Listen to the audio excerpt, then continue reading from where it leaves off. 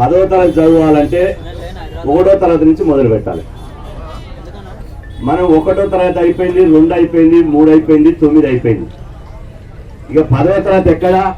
ఈ 9వ తరగతిలో ఈ డిమాండ్ మన తమ్ముడు చెప్పింది ఇప్పటిదాకా. నేనేమనుకున్నా అంటే ఈ సమస్య పరిష్కరించలేని డిమాండ్లు గిట్టున్నాయేమో అనుకున్నా. ప్రభుత్వం కనుక అనుకుంటే ఒకే రోజులో, ఒకే గంటలో, ఒకే నిమిషంలో ఒక్క సంతకంతో అయిపోతుంది. ఇక్కడ ఎవరన్నా మాకు ఎమ్మెల్యే సీటు కావాలని వాళ్ళని అడిగిన వాళ్ళు ఉండరా? మా అందరి తరఫున మేము అసెంబ్లీలో గొంతు విప్పడానికి ఎమ్మెల్సీ కావాలని అడిగిన వాళ్ళు ఉన్నారా? జిల్లా పరిషత్ చైర్మన్ అడిగిన వాళ్ళు ఉన్నారా? మేము రాత్రనక పగలనక రేయనక వర్షం లెక్క చేయకుండా అందరినీ భార్య బిడ్డల్ని పక్కన పడేసి వదిలేసి ప్రతి ఇంటికి తిరిగి తిరిగి మెట్లు ఎక్కి ఎక్కి ఎక్కి ముఖాల చిప్పలు అరిగిపోగా ప్రతి మీటర్ చూసి కరెక్ట్గా రీడింగ్ తెలుసుకొని ప్రభుత్వానికి ఆదాయం ఇచ్చేటువంటి వాళ్ళ ప్రభుత్వానికి ఆదాయం తెచ్చేటోళ్ళు ఎవరు? మనమే.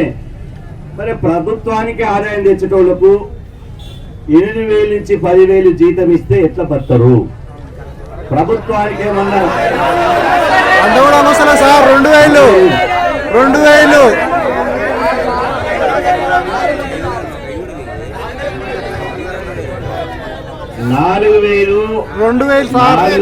నుంచి లాస్ట్ 6,000 అంతే కదా? ప్రపంచంలో ఇక్కడే కాదు, ప్రపంచంలో 4,000 నుంచి 6,000కు జీతానికి పనిచేసేటువంటి ఒక్కరిని చూస్తారా? ప్రభుత్వానికి ఏమన్నా సిగ్గు ఎగ్గు ఉంటే, ప్రభుత్వానికి సిగ్గు ఎగ్గు ఉంటే, మానవత్వం ఉంటే ఇన్ని వేల మంది కుటుంబాలు ఎట్లా బతున్నాయని ఆలోచించాలి కదా. బడి మన పిల్లలకు ఫీజులు ఎట్ట కట్టాలి, ఇంటి కిరాయి ఎట్ట కట్టాలి, నెల నాడు పాల bill, current bill, star bill, paper bill, school bill మోత మీద మోత పెట్టి నెల నాడు ఇవాళ తిరిగి తిరిగి ప్రతి ఇంటికి తిరిగి ప్రతి గల్లీకి తిరిగి అనరానుడు అంటాడు మాటలు. వాడు బిల్లు కట్ట చేతగాక వాడు మన మీద తీస్తాడు. అదేవిధంగా వీని అధికారులు ఏ నుంచి మొదలుకుంటే వాడి పై ఆఫీసర్ల వరకు కిందోళ్ళని తిట్టే ఈ కిందుడు మనల్ని తిట్టాడు. వీడు చీత్కరించి వాడు చీత్కరించి అవమానాలు భరించకుండా ఆత్మగౌరవాన్ని చంపుకొని మనం పనిచేస్తే 4,000 వేయడానికి మీ మనసు ఎట్లా ఒప్పిందని నేను అడుగుతున్నా ముఖ్యమంత్రి గారిని. నేను అంటున్నా 4,000 రూపాయలు మా తమ్ముని జీతం ఒకటి ఇస్తాం. ఇంట్లో ఉన్న మా మీటింగ్ రీడర్ ఒక్క జీతం ఇస్తాం. రేవంత్ రెడ్డి మనవనికి చాక్లెట్ వస్తుందా? బట్టి విక్రమార్క మనవనికి చాక్లెట్ వస్తుందా? మరి ఇవాళ మీరు స్టార్ హోటళ్లలో తాగేటువంటి చాయ్ పైసలు కావు. మనకి ఒక్క నెల జీతం స్టార్ హోటల్లో చాయ్ పైసలు కావు. మీ మంత్రి బట్టి విక్రమార్క నిన్ననో మొన్ననో పేపర్ చూసిన పొద్దుగాలు లేవగానే ఏమొచ్చింది తెలుసా?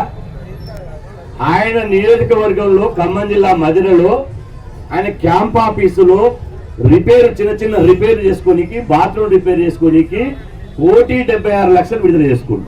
1,76 లక్షలు. అత్త సొమ్ము అల్లుడు దానం చేసినట్టు బిడ్డ ఈ రాష్ట్ర బడ్జెట్ ఇవ్వండి. మీ తాత జాగీరా, మీ అయ్య జాగీరా, మనం పన్నులు కట్టలే. పేస్ట్ మీద పన్ను కట్టిమి, అదేవిధంగా బ్రష్ మీద పన్ను కట్టిమి, సబ్బు మీద పన్ను కట్టిమి, ఉప్పు మీద, పప్పు మీద, చెప్పు మీద, బట్టల మీద, ఏ మీద తుమ్మిన దగ్గిన లేచిన ప్రతి పన్ను మనం కట్టిందే కదా ఈ రాష్ట్ర బడ్జెట్ మీద వీళ్ళు కూర్చున్నది. మనం ఓట్లేస్తేనే కదా వీళ్ళు ఎమ్మెల్యేలు అయ్యింది, వీళ్ళు మంత్రులు అయ్యింది. మనం ఓట్లేస్తేనే కదా ముఖ్యమంత్రి రేవంత్ రెడ్డి అయ్యింది. ఏమడిగారు పాపం?